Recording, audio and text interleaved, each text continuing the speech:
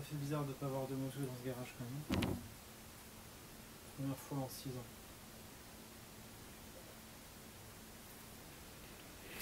Salut à tous, une vidéo aujourd'hui qui va être, j'espère, assez courte si j'arrive à pas trop parler.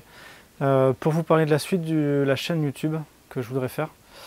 Alors j'ai fini du coup le projet K100, comme vous pouvez le voir, il n'y a plus de moto dans mon garage. Donc en parallèle de ça, j'ai plus la XSR pour l'instant vu que j'ai eu un accident. Donc je ferai une vidéo sur la XSR d'ici quelques temps quand je la récupérerai pour vous expliquer un peu ce qui s'est passé, pour vous montrer ce qui a été changé, ce qui a été réparé, parler de protection de la moto parce que vu que c'est mon daily, je vais faire en sorte de ne plus avoir le même genre de problème, de la protéger sur le côté parce que ne pas l'avoir pendant 1 ou 2 mois, juste le temps qu'elle soit réparée parce qu'elle a frotté à droite à gauche. Ça fait chier, donc je vais essayer de réfléchir à une solution entre des patins de protection, des cages, ce genre de choses.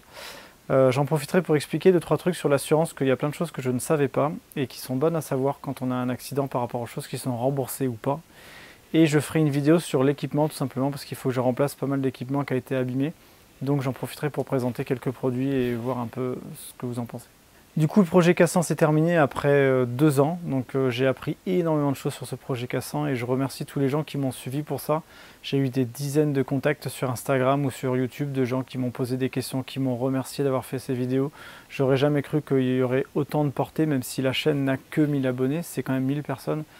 Et c'est important et intéressant pour moi de voir qu'il y a beaucoup de personnes qui se sont retournées vers mes vidéos pour se sortir de certains problèmes sur les parties moteurs de la K100. Donc j'ai appris beaucoup de choses avec ce projet, à la fois des bonnes et des mauvaises, que ce soit sur la mécanique en elle-même, l'outillage, le temps qu'il faut pour ce genre de projet, les questions financières, tout un tas de choses au niveau de la chaîne YouTube, du montage, des vidéos, il y a tellement de choses que j'ai appris sur cette moto. Donc je ne sais pas si je ferai une vidéo débrief de ce projet-là, si ça peut vous intéresser, dites-le moi, j'en ferai une sur quelques minutes, un truc pas trop long.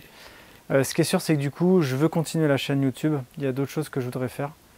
Donc, la vidéo d'aujourd'hui, elle est là pour ça.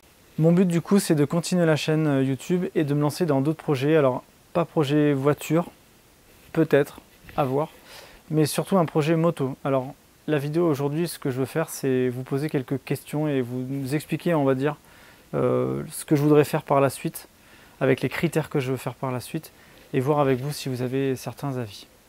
Bon alors je vous la fais courte, ma volonté c'est de continuer la chaîne YouTube parce que j'aime bien ça, j'aime bien les montages, j'aime bien ce genre de trucs, j'ai appris beaucoup de choses donc je vais essayer d'améliorer un peu mes montages, de faire plus de plans parce que du coup j'ai plusieurs caméras, essayer d'améliorer pas mal de trucs.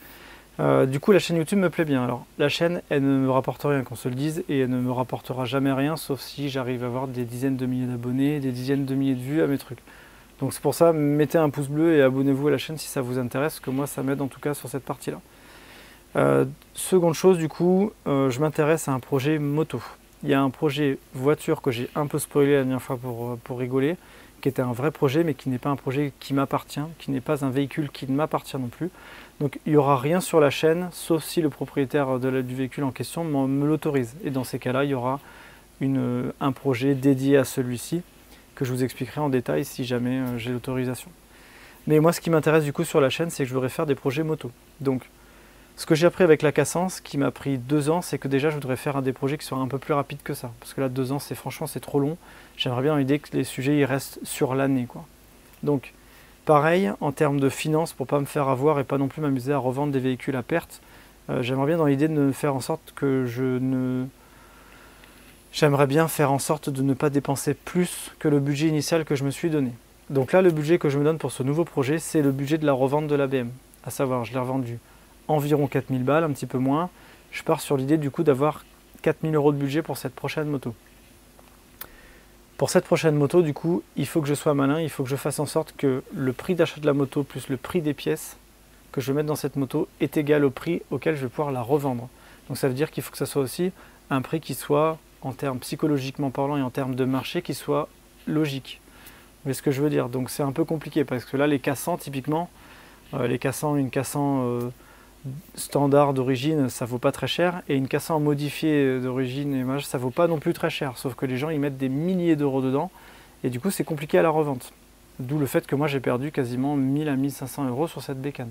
Donc c'est pas ma volonté de faire ça à chaque fois, même si j'ai roulé avec, j'ai appris des trucs, bon.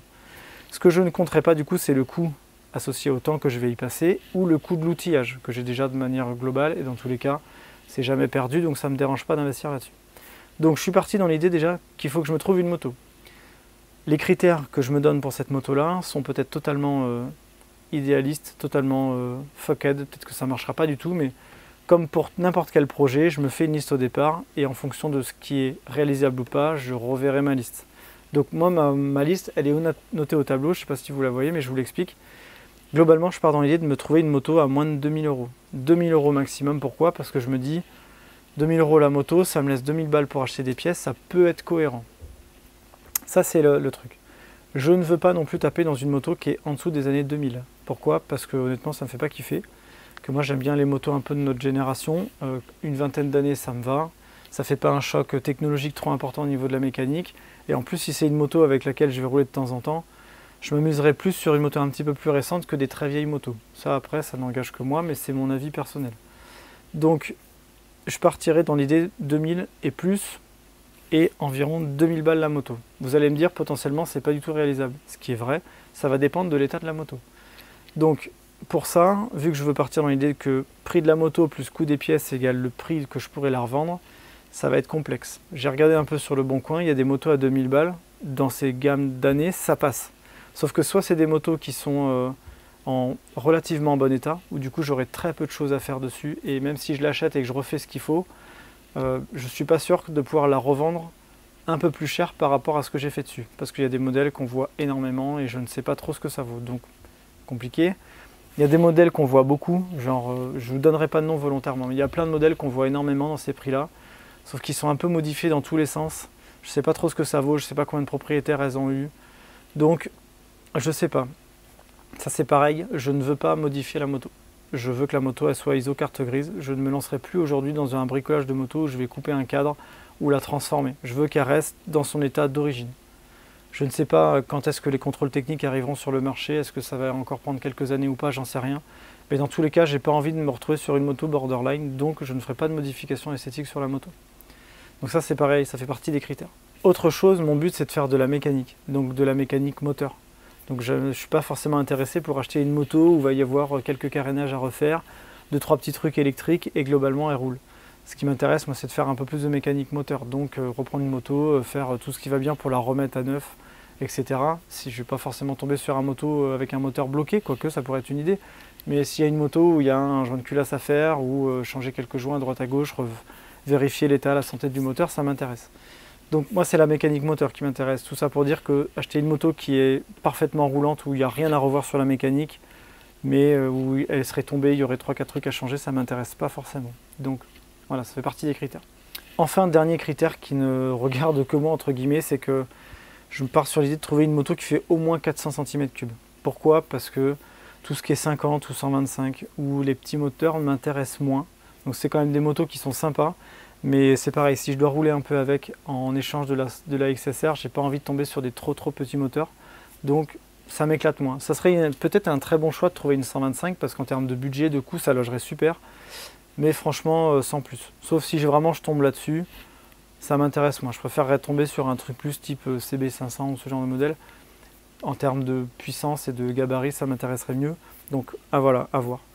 Donc mon idée, c'est de me dire, je me donne quelques semaines, le temps qu'il faudra pour trouver la bonne moto, parce que j'ai pas envie d'acheter une rougne, ou j'ai pas envie d'acheter un truc que je ne revendrai jamais derrière, ou un truc où je vais l'acheter puis en fait le coût des pièces va être fucked, ou ce genre de truc. Donc je vais prendre le temps cette fois-ci de réfléchir à mon projet moto.